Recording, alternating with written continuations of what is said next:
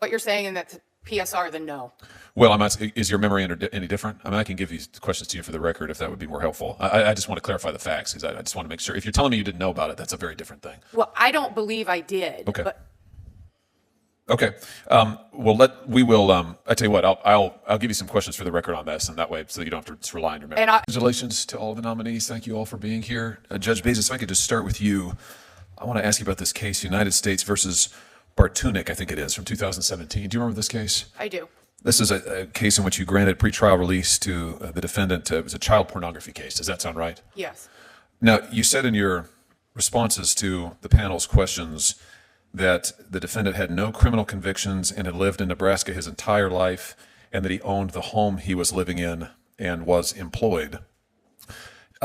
I understand, however, at the time that you granted him release, the Omaha Police Department had an open investigation regarding the sexual assault of a 7-year-old child in which he was the subject. He was the suspect, and that was in the pre-sentence report. So just walk me through your thinking. During the hearing, I asked for additional information from the government, and they couldn't give it to me, so we didn't have a lot of facts in regards to that. The facts and circumstances, there was no additional information that was provided to me at that time. So you didn't know he was the subject of the investigation? There may have been a mention, but the question I had was, well, what does that mean? Has there been a report made? Is he truly the suspect, or was his name just mentioned? What were the circumstances? And at that point in time, there was no additional information that could be given. I see. So it looks like to me what was, according to the revised PSR, the Omaha Police Department has an open investigation regarding the sexual assault of a 7-year-old child, who's then identified with initials, in which the defendant is the subject. But you're saying that you thought that was not sufficient in order to guide your judgment? Was that the pre-sentence report, which would happen after sentencing, versus the pretrial report, which is what I would get prior to bond setting? Offers the following objections to the revised PSR. The defendant objects to the inclusion of any reference, and then it goes on to quote this material about the sexual assault. So you're saying you didn't have that information? Correct. That would have been after sentencing. Okay, so you weren't aware that...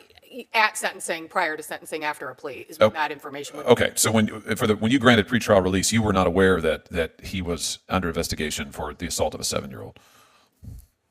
Based on what you're saying in that PSR, then no. Well, I'm asking, is your memory any different? I mean, I can give these questions to you for the record if that would be more helpful. I just want to clarify the facts because I just want to make sure. If you're telling me you didn't know about it, that's a very different thing. Well, I don't believe I did. Okay. But okay. I tell you what, I'll give you some questions for the record on this, and that way, so you don't have to just rely on your memory. And I can go back and look at the pre-sentence report. That'd be great. Or the pretrial report, which would tell me that. Great. Fair enough. Thank you. It began with Senator Josh Hawley's voice, cool, clipped, precise. The kind of voice that fills a hearing room not with noise, but with tension. The kind that doesn't need to shout to wound. Across the table sat Judge Buescher, the nominee. Calm on the surface, but beneath that calm, you could feel the strain, the tightening of breath that comes when one wrong phrase could define your career. "Do you remember this case?" Hawley asked. United States versus Bonnick. The name alone carried weight. A 2017 case involving pretrial release for a defendant charged with child pornography. The kind of case that demands no mistakes, no uncertainty, no margin for mercy in the eyes of the public. The judge nodded. "I do." And just like that, the examination began. Hawley moved methodically, each question a scalpel.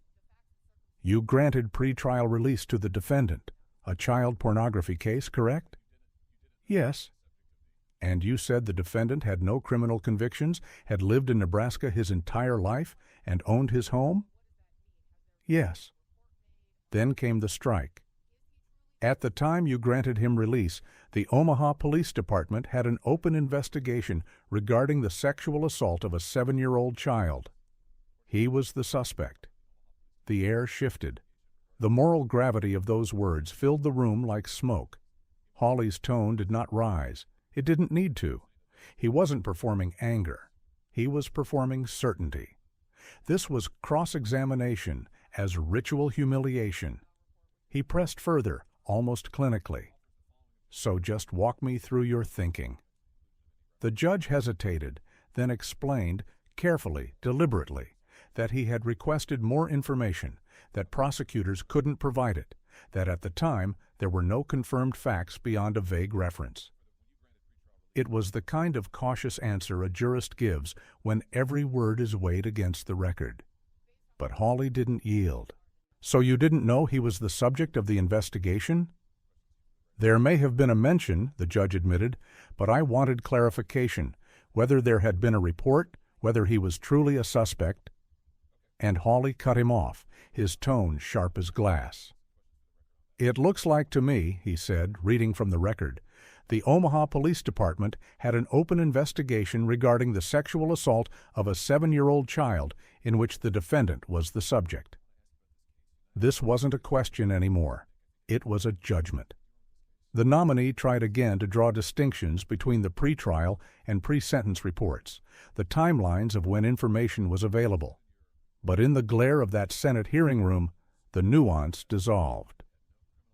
What remained was the image Hawley had built: a judge, a child predator, a lapse in judgment, and a nation asked to decide whom to believe.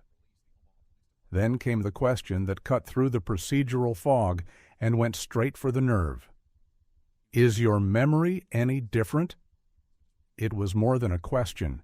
It was an accusation wrapped in courtesy, a demand to confess imperfection under oath, a reminder that, in this arena, even memory is political.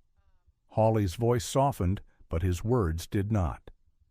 "I can give you questions for the record if that would be more helpful," he said. "I just want to clarify the facts." But clarity was never the goal. The goal was the moment itself, the sound of moral authority questioning moral fitness. And in that moment, America saw another chapter of a familiar story unfold. Senators using their 5 minutes not to understand, but to expose.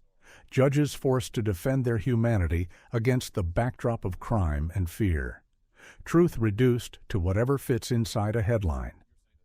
This hearing wasn't about one case. It was about perception, about reminding viewers that justice can be painted as weakness, that caution can be recast as complicity. It was about framing the nominee not as a careful jurist, but as a man who failed to protect a child. And yet, beneath the spectacle, there lingered a deeper moral question, the one our democracy can't seem to answer. What is justice without mercy? What is truth without context? Every hearing like this one chips away at that distinction. The American judiciary, once imagined as the quiet guardian of law, now stands on trial in the court of political theater. Senators no longer seek to confirm judges. They seek to brand them, to mark them with ideology. Hawley's questions carried an unspoken narrative that leniency equals betrayal, that any hesitation in judgment is a failure of character.